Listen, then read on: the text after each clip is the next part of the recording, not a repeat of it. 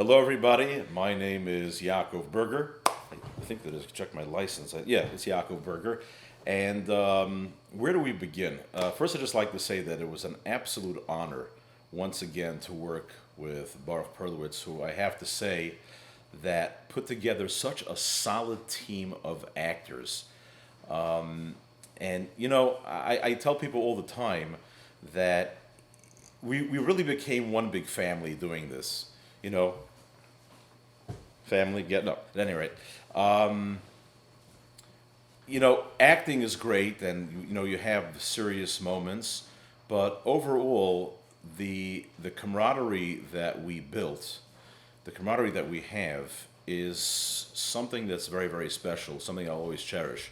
And again, the credit really goes to Baruch and of course the Rabbeinu Shalom for putting together such a solid crew. And I've told people all the time, we have the schus not just of being able to do something together, but our fan base, Kanai Nahara,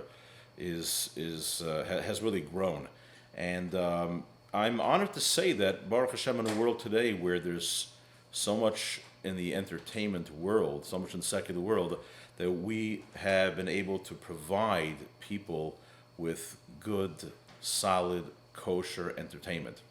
But I get ahead of myself. Now, again, like I said, I think my name is Yaakov Berger. It is Yaakov Berger.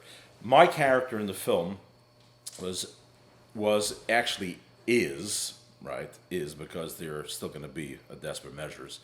Dr. Nemitsky. Now, frankly, I have no idea if he has a first name or not. We just know, we were joking about, we were calling it Dr. Borsa Nemitsky only because Borsa was my character in The Skull of a Genius. But for all intents and purposes, it's Dr. Nemitsky, it's fine.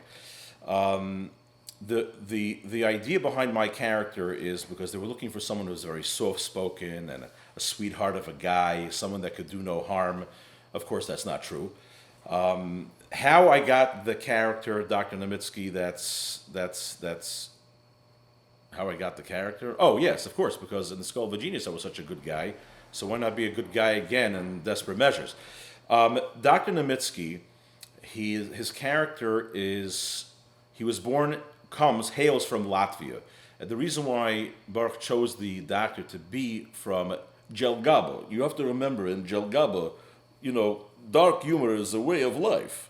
And the reason why we chose that particular character is because, we really all love doctors. And we didn't want to stigmatize the entire medical field that every single doctor is a real idiot, or I don't know if I'm allowed to say the word. Well, yeah, we don't want to stigmatize all doctors that they're really bad people and are only interested in performing surgeries if they can make, the big bucks, because after all, why did I come to America if not to live the American dream? Well, it's amazing. I still remember those lines. Take 10.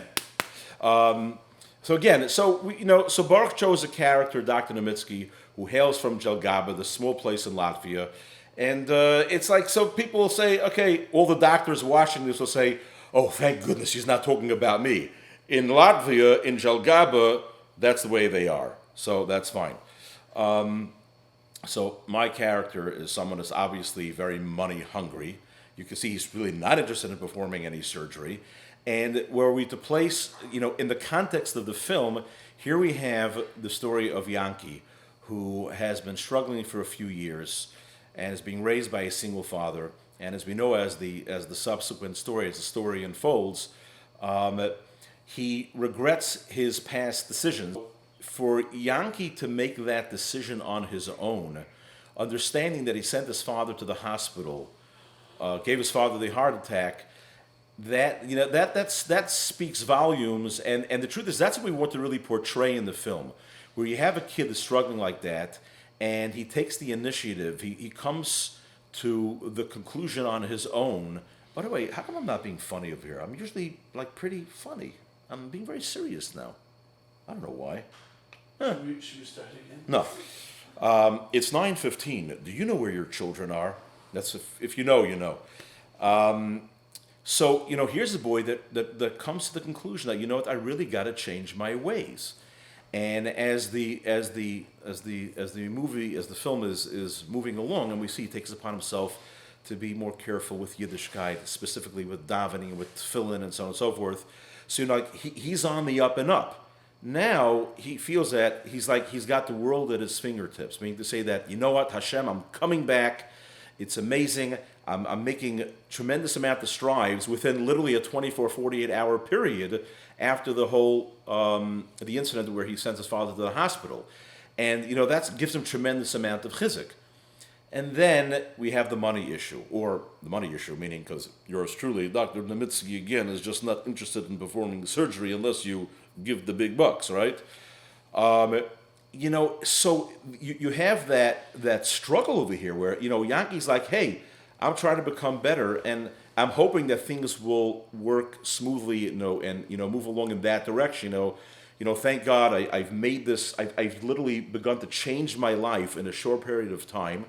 And with Hashem's help, my father will get better. He'll have the surgery. I'm going to continue growing in Yiddishkeit. And then he encounters this bumbling imbecile of a doctor, if I may say so myself. Bumbling imbecile. I just love that. Where did I get bumbling imbecile from? By the way, if those that watch, or actually, spoiler alert for those that did not see Desperate Measures at the premiere.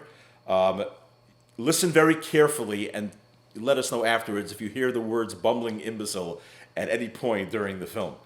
It's an amazing thing where you see that amazing contrast between this boy who's made tremendous strides. Yankee has made tremendous strides in a real short period of time, and he's gone like from a 15-year-old boy to a 24-year-old boy overnight, understanding what he has done to his father.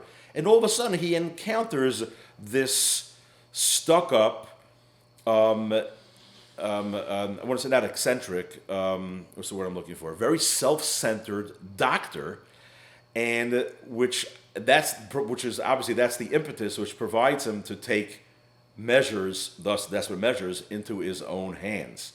And that's the direction of it. And that contrast, if you think about it, is quite a stark contrast.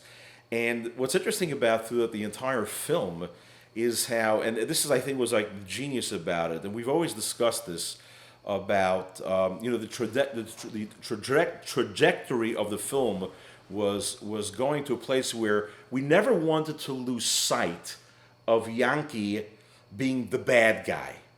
Sometimes he's sporting a gun. It looks like we don't know what's going to happen in the hospital, but because we know what he's, to me, one of the most amazing scenes in the film, and again, this is due to the absolute genius of Baruch Perlowitz, and I only say that because he's sitting behind the camera. If he wasn't here, I don't know if I would be so loose to use the term genius, but is that one of the most amazing and touching scenes is when the real nasty, mean uncle, who, by the way, in real life was a geschmacka guy, Gershi Moskowitz. Hi, Gershi! He comes outside, breaks his skateboard, and his yarmulke falls off. And then there's that moment where we're not, and he walks away from it. And you're like, oh, no, Yankee, come on. Just because you have one schmeiger of a relative who doesn't want to help out, don't let that spoil everything for you. He stops, goes back, picks up the yarmulke, puts it on his head. My understanding is that there was, at the actual premiere, there was like a huge shout went out from the crowds that watched it because they were so happy that he didn't want to compromise on that newfound love and dedication to Yiddishkeit, which is a really beautiful thing. So again, here we have the struggling boy, and I was like, we're really rooting for this kid. We're rooting for Yankee. And the doctor is just really, really not making his life any easier. I love it. My job is not to make life easier, okay? My job is to make my life easier. You want 9% of the surgery? Fine, have 9% of the surgery. What do I care? So that's really, in a nutshell, my particular feelings, why I think how the doctor, aside from being this very stuck-up, narcissistic, that was the word I was looking for, narcissistic person is only really interested about himself, and we see that he doesn't have much of a sensitivity towards his patients whatsoever. Just all about the money, all about the bucks, all about the Abrahams. Oh, that was very, very anti-Semitic. Cut that out. Very, very, all about the Greens, all about the Greens. The dichotomy is amazing, and that's what ultimately propels Yankee, who's really the hero of the story. Yankee's the hero of the story, and that fine balance which we see during the film, where and especially with the amazing music sung by Yosef Ginniger, the star of the show. Everything added so much to it, which we have never lost sight from the heroism of Yankee trying to save his father, and again with that dichotomy of the doctor and some of his staff just making his life as miserable as possible. So that's in a nutshell. That's where I think that's why it's so important. It's not just again that Dr. Nemitsky plays an integral role in the film, because that's what leads to Yankee taking measures into his own hands. But I think that also again it really helps Yankee's character, and it pushes us, the audience, never to lose track that he's really the hero over here, and it's like, what is the kid supposed to do? He tried to raise the money, it's not happening, and he doesn't want to lose sight of helping his father, of maintaining his newfound love for Yiddishkeit, and I think that's in a very large nutshell, my character. Like I mentioned earlier, and I really mean this sincerely, that I don't know how it is in the secular world, and frankly, I couldn't really care what goes on in the secular world. What I will say is that obviously, because of who we are, because of our Yiddishkeit, we really became close to one another. We keep up with each other all the time. I keep up with, some more than others. Baruch and I, we know each other from the Skull of the Genius. So we're really like blood brothers. I became very, very close to Yosef on the set. We talk a lot. Baruch Hashem. And, I don't know if I'm allowed to say this, but even in his personal life, you should know that film really propelled Yosef to tremendous heights. And he's, from day to day, he's steiging, Baruch Hashem. And I'm not sure why I want to say this on the film. You probably have to cut it out. But at any rate, but again, on set, there was such a camaraderie. There was never a time on the set that people got upset at each other. No, I think with the exception of like 20 times. Oh, well, I shouldn't say that. What happened was that it was a tremendous bracha that we actually were able to film in the hospital. Who would have ever thought, thank you Hashem, that in between the two waves of COVID, that the hospital gave us permission to film in a private what's the word I'm looking for, a section of the hospital that it wasn't being used. But even so, it was just amazing, such theater d'shmaya. There was never a time, like I go back to that family unit element about this whole thing. We never got upset at each other. I mean, I don't say never. I mean, like, when you have Baruch as the director and you're filming at 3 o'clock in the morning, I remember there was one time we were just filming and I'm like, so Baruch was like, let's just get this over with. So we'll film to 5, 6 o'clock in the morning and it's great. And I'm like, no. Says, that I'm hitting 70 years old. And it says that it's way past my bedtime. And I got to get home to take out my dentures because they've been in there for 12 hours already. I got to get them into the, I forgot what that's called with those, the Pepsodent, when you put dentures in. At any rate, I digress. Let me talk a little bit about bloopers. So, Baruch Hashem, being the very professional actor that I am, there were no bloopers. So there goes that section. No, we had a few times. Favorite moment. One of the moments were where when we were in the hospital and we're about to start the surgery, I'm trying to delay the surgery as much as possible because, again, I just need my money. And what happens is I'm handed the needle, which I'm not exactly sure what I'm supposed to do with that needle. I'm not sure what I'm going to do with the needle. I'm sticking it to him. And while Yankee and Sam are engrossed in the conversation, I turn my back to them and I inadvertently break the needle. and I actually actually hurt my finger on that one. I think that one of the greatest scenes, the scene where the bullet hits the glass. This was only like we had a one-time shot at getting this right, because we had to have, I don't want to give away too much. We had to have the glass break, and we only had one mirror. It wasn't like, we were stockpiling on these mirrors that we could just do like hundreds of takes over and over again. And what had to happen was, how we got it, as soon as the bullet came through the window and hit the glass, Baruch, I think it was Baruch, he threw a rock at the window, and we all had to duck. So, right now that I'm remembering it, we were basically really did a lot of rehearsals for that, and we were faking. I was not faking. We were practicing falling down, but because we had to get everything just at the right time, where we had to, because we only did one take where we broke that glass, we had to make sure that we had everything 100% correct, 100%, so that by the time that when the mirror broke, we all jumped down to the floor. But it was just very comedic, because in practice we must have done that about 5 or 6 or 7 times, because we kept on dropping down. Remember, everything had to be so coordinated to make sure when that glass would break.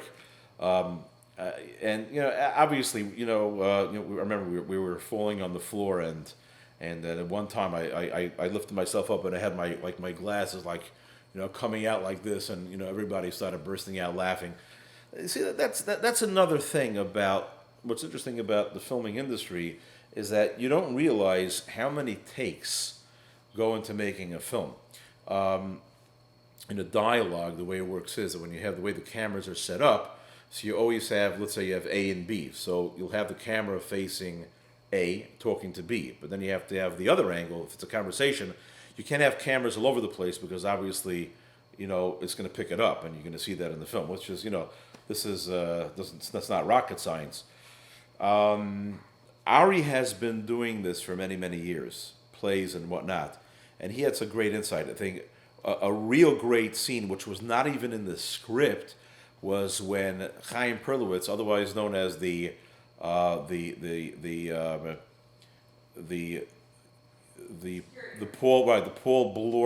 is that the guy's name? Paul Blurt, security guard. He comes running in, and he was saying something like, we don't understand why he was thrown out, and so on and so forth, or why he didn't make it to the police academy.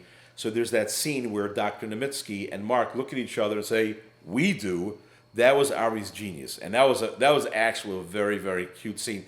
Again, the movie, obviously, the film is obviously a very, very serious film, but you always have to pepper it with some humor, because on the contrary, what makes that the moment that you have a funny scene like that, it comes out so unexpectedly, which is why the security guard was some great comedic relief.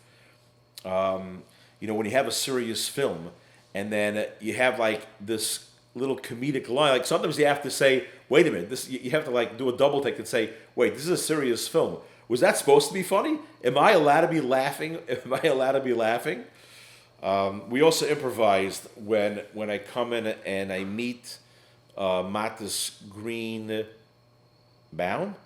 for the very first time. So if you noticed, so we did this on the fly also. It wasn't part of the script.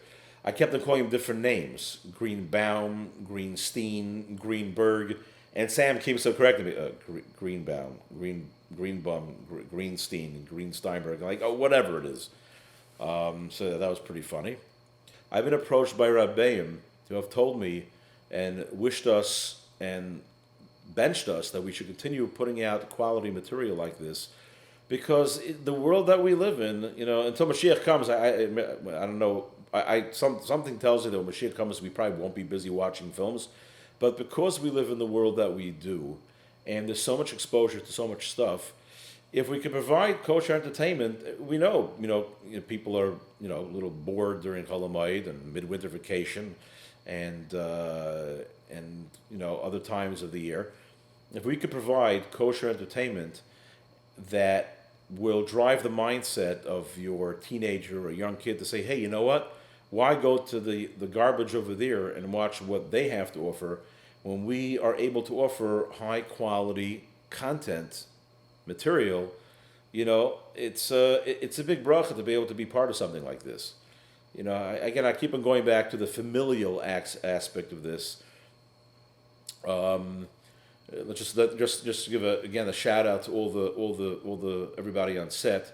Obviously, Baruch Perlowitz, amazing director. I want to tell you something a little personally about something that I was going to say by the premiere. I have so much to learn from every single person on set. It's amazing. Baruch, I've never met a person that has so much patience and doesn't lose his cool. Even if people were screaming at him or upset with him, nothing. Just like literally just brushes right off his back. That's because he's just so strong. He doesn't care. He's not intimidated by anybody. Moshe Grunfeld, such a warm, sweet demeanor. Smile, great vits here and there. Gav and I, Gav Hul, what's Gav Hul? Gav was not even on the set, is he? That's Measures One. No, he's not. I don't think so. Yeah, but he's a good guy anyways. Skull of a genius. Usher Wieder, amazing. Kanai Nahara. You see the tremendous varmkeit that he has with his family, which is something very, very unique, very special. Zalman Berger, the tremendous work as an actor, and also being set manager. Was he set manager? And I don't want to miss out anybody here. Itzi Tzig, Itzi Tzig also one of the everybody on set has such amazing milas. Yosef, what am I going to say? What can I not say about Yosef? Yosef Kanai Nahara is a rising star in so many areas. The beautiful song that he sang. I just a little anecdote over here. I forwarded his song to some of the very, very well-known popular singers in the From world, and they're literally blown away by it. And Yosef Kanai Nahara has a tremendous amount of talent, and I call him the Steigmeister because he really is a Steigmeister. But overall, just again to work with people that have such big hearts, that have a smile, we got along with each other. I would have to say that maybe that's the biggest bracha that I have from being on set and working with people like this, especially calling them like my second family. That's pretty special. That's a really nice bracha to have in your life. No, don't get me wrong. I love my blood family, of course, my wife and my children. But when you have the opportunity to step out of your comfort zone or your day-to-day regular working schedule and act, voiceovers, things like that, and get to meet new people. And we all come from different backgrounds, right? Hasidish, Litvish, some more modern than others. I'm just kidding. It was more modern than others, no. But it's also on a personal note, another personal note, just really gave me the opportunity to see, people from different backgrounds and different upbringings and facing their own nisyonos in life, and learning from them, learning from each other. As much as I know that I've helped other people grow, it has helped me grow in that area as well. But again, it's been a tremendous ride. That's been Measures One, and I tell you this much: if you think That's Measures One is something, wait till you see That's Measures Two. That is like next level. A tremendous amount of action, tremendous amount of drama, and that's it. And having spoken for half an hour, Mrs. Perlowitz is kind enough to bring me some freshly baked challah that she made for Rosh Hashanah, and we are now shutting it off.